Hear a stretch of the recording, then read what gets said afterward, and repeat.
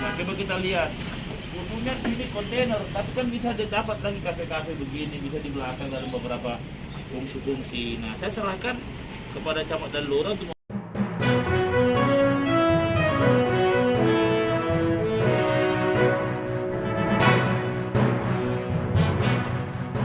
mencari cover.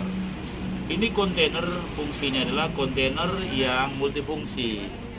Bukan hanya sebagai program-program Makassar Recover, baik vaksinasi, administrasi, ginos, juga menyangkut hal-hal lain, misalnya dalam fungsi-fungsi posyandu.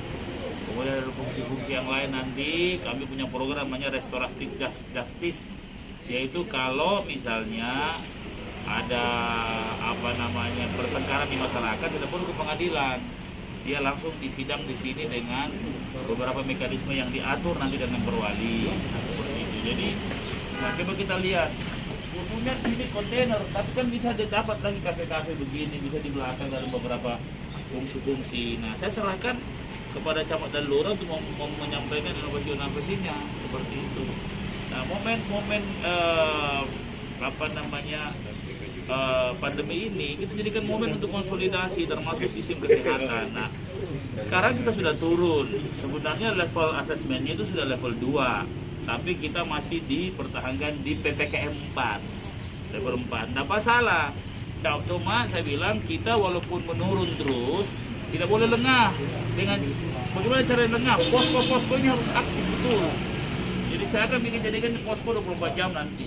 Insya Allah seperti itu. Dua lokasi tadi bagaimana standarnya ini kontainer? Bagus sekali. Saya surprise juga. Saya cuma terpengaruh. Saya terpengaruh sama pembusukannya. Memang ada beberapa yang lokasinya kontennya tidak pernah salah, tapi memilih lokasi kadang-kadang yang keliru. Nah ini makanya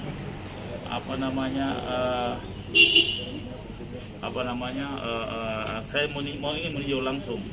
Berarti dua lokasi ini kemungkinan jadi contoh bagi kecamatan yang lain. Iya, saya kira begitu.